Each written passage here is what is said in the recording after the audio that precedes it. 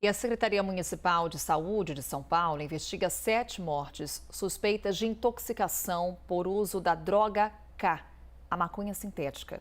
Já são mais de 500 casos suspeitos de intoxicação por essa droga nos sistemas público e privado de saúde da capital paulista. Vamos falar mais sobre isso, sobre essa droga, como é que ela age no organismo, os riscos do consumo, por que ela é tão devastadora. Muitas questões que vamos trazer agora para uma conversa com o psiquiatra Arthur Guerra. Ele é especialista em dependência química e diretor do Instituto Perdizes do Hospital das Clínicas. Doutor, seja muito bem-vindo aqui à nossa programação. Bom dia. Bom dia, obrigado pelo convite, um prazer estar com vocês. Doutor, uma droga assustadora. O que seria essa droga K e qual é o efeito dela no organismo? Eu sou médico há 44 anos. Há 44 anos eu trabalho com o tema drogas, álcool e drogas. Eu nunca vi nada tão devastador, nada tão grave, nada tão forte como essa, entre aspas, vamos chamar família K, né? Porque tem K2, tem K7, tem K9, tem K12, são vários tipos de drogas.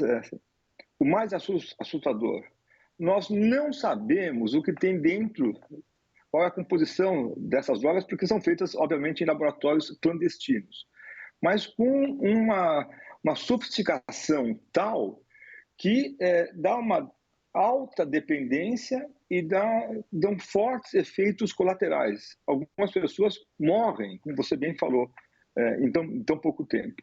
Algo gravíssimo. Nós tivemos uma entrevista muito próxima aí com os técnicos que analisam o conteúdo, o que tem dentro dessa droga. Tem maconha, tem cocaína, tem anfetamina, tem fentanil, um tipo de opioide grave. É uma série de coisas e cada tipo de droga tem mais uma sofisticação em relação à outra. E aí, doutor, quando a gente fala em mais de 500 internações em São Paulo, sistemas público e privado de saúde, quais são os sintomas que essas pessoas apresentam? Quando a gente não tem ainda muitas informações sobre a composição dessa droga, quais são as reações que a gente já verifica no organismo humano? Eu vou falar o que nós tivemos recentemente, há 2 semanas atrás, na frente do Instituto Perdizes, tem um centro, 80 leitos que trabalha com álcool e drogas. Nós demos alta para um rapaz, ele saiu pela porta do hospital depois de ter feito um período de desintoxicação na rua, na calçada, a mais ou menos 12, 15 metros. Alguém deu para ele essa droga K, ele começou a usar, desmaiou, entrou em coma, quase morreu, teve que voltar para o hospital. É como se não houvesse, por mais incrível que possa ser, um uso recreativo, um uso, digamos assim, aceitável, um uso social. O uso é muito potente, dependendo do que tiver dentro dessa droga, e causa uma devastação no sistema cerebral enorme, enorme. Obviamente que essas drogas elas são produzidas em laboratórios bons, laboratórios grandes, não são laboratórios de fundo de quintal, não existe isso mais. São produzidas com recursos humanos especializados, pessoas muito bem treinadas que vão aplicar essa droga para que elas busquem uma ação, especialmente no sistema de recompensa e na obtenção de algum tipo de prazer. Mas isso é tão forte, é tão intenso, que algumas pessoas, como você bem falou, morrem. Naquela hora, na hora que estão usando pela primeira vez essa droga. É muito forte. E o senhor também destaca aqui na nossa conversa, doutor, o alto grau de dependência que essa droga provoca. Isso torna, portanto, o processo de desintoxicação, o processo de abandono do uso da droga ainda mais difícil. Muito mais difícil, porque o que faz a pessoa querer se tratar é a percepção, a consciência dela que ela não tem prazer ao usar aquela droga. Ao contrário, ela, ao usar a droga, ela tem uma situação negativa, ruim para ela, para o corpo dela, para os amigos, para a família, para quem vive com ela e que traz prejuízos muito, muito fortes. Essas drogas, as assim chamadas drogas K, não conseguem ter essa percepção.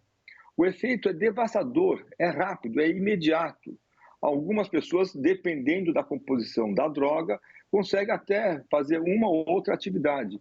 Mas nós temos visto situações onde a pessoa usa a droga e cai, desmaia. Como eu falei, na frente do hospital, ou como você falou, mortes, né? 7 mortes recentes. Isso quando nós desconfiamos que a causa da morte é essa droga K. Mas outras mortes devem estar sendo, digamos assim, subnotificadas por conta de que nem todo mundo sabe que uma possibilidade disso é também essa devastadora droga K. Inclusive, aproveitando, doutor, essa sua visão, que o senhor acompanha na prática, o primeiro registro de uma ocorrência do uso dessa droga aqui no Brasil foi em 2017. Porém, houve um crescimento muito grande do uso dela por aqui. Para se ter uma ideia, quem está nos acompanhando, houve um aumento de cerca de 600% da apreensão desse tipo de droga em relação de 2022 na comparação com 2021. Portanto, um aumento muito expressivo. Isso o senhor também tem acompanhado na prática? Desde quando o Instituto atende pessoas dependentes dessa droga? E como tem sido esse crescimento que o senhor vem verificando no dia a dia? O Instituto ele foi inaugurado dia 8 de novembro de 2022. Porém, nós trabalhamos dentro de digamos assim, do órgão que deu origem a esse instituto, Grupo de Estudos de Álcool e Drogas, no Instituto de Psiquiatria, há quase 38 anos. Né? Então, existe uma ação de longo tempo em relação a isso. Claro, nesse tempo nós vimos algumas situações onde aparece a droga e causa uma preocupação grande em termos de saúde pública. Nos anos 80, no início dos anos 90, foi o crack. O crack chegou e era mais ou menos como se fosse a droga K e criou esse quadro, esse cenário muito devastador que nós vimos hoje. Eu sou da velha geração, eu não consigo ver o uso ocasional, uso social, uso eventual de crack. Para mim, todo mundo que usa crack usa dessa forma compulsiva, intensa, doentia, patológica. Por isso que tem a Cracolândia. Não é a única razão, mas é um processo que existe. Eu desconfio que com a droga K, nós estamos diante de um outro cenário muito grave em termos de saúde pública. Por quê? É uma droga potente, é uma droga letal, é uma droga feita em laboratórios de bom estilo, digamos assim, com grandes recursos técnicos, recursos científicos e especialmente recursos humanos. Aonde estão esses laboratórios? Quem está por trás disso? E como que se ganha dinheiro? Esse é o grande desafio que eu vejo, não para agora, mas especialmente para o ano que vem, daqui a 3, a 5, a 10 anos, nós vamos estar lutando, brigando contra essa situação aí muito grave. E até aproveitar, doutor, para o senhor, enquanto diretor do Instituto, como é que vem sendo feito esse trabalho, que exige um debate, evidentemente, da saúde, mas também um debate social, um debate de segurança pública, um debate com o poder público, para que se ponha fim a situações tão dramáticas e que agora envolvem esse novo tipo de droga? Nossa, a sua pergunta é ótima, né? Mas eu sei que o nosso tempo aqui é limitado. O assunto drogas, ou como nós estávamos vindo há alguns minutos atrás, em termos de Cracolândia, e por 5 longos anos, de 2017 a 2022, eu fui coordenador do programa Redenção na Cracolândia, com os antigos prefeitos, e também com esse prefeito atual, eu trabalhei com ele. E existe uma situação que não é só da área da saúde. Da área da saúde é o uso da droga, o tratamento da dependência e, sobretudo, a prevenção da recaída. Mas existem outros componentes que nós precisamos levar em conta. São pessoas com uma alta vulnerabilidade social, não tem aonde morar. Né? Então, em termos de assistência social, é super importante. Em termos de segurança, quer dizer, só existe a Cracolândia porque a droga entra. Se não tiver a droga, não vai ter o consumo do crack, sem a menor dúvida. Né?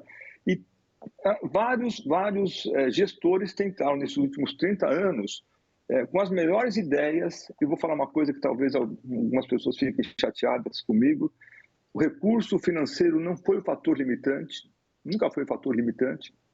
Recurso do município de São Paulo para lidar com essa história, eu acho que sempre houve, mas forças diferentes, forças que trabalham com outros modelos, atuam de forma muito forte. Quais são as forças? as pessoas querem usar drogas. Não é que o traficante está oferecendo, assim, a procura é enorme, é enorme. Então isso está ligado à saúde, está ligado à cultura, está ligado a direitos humanos, está ligado à habitação, está ligado à segurança, está ligado à educação, é uma série de coisas. É só um trabalho em equipe com todos os atores participando, usuários inclusive, os residentes, os comerciantes, os professores, os médicos, os policiais, nós podemos ter uma possibilidade de uma atuação diferente e com sucesso para o futuro. É o diálogo necessário para uma solução, né, doutor? Que essa população aí necessita desse olhar com muita atenção do poder público. Mais uma vez, muito obrigada por essa conversa. Dr. Arthur Guerra, ele é psiquiatra, especialista em dependência química e diretor do Instituto Perdizes do Hospital das Clínicas de São Paulo. Mais uma vez, muito obrigada. Até uma próxima. Um bom dia, obrigado.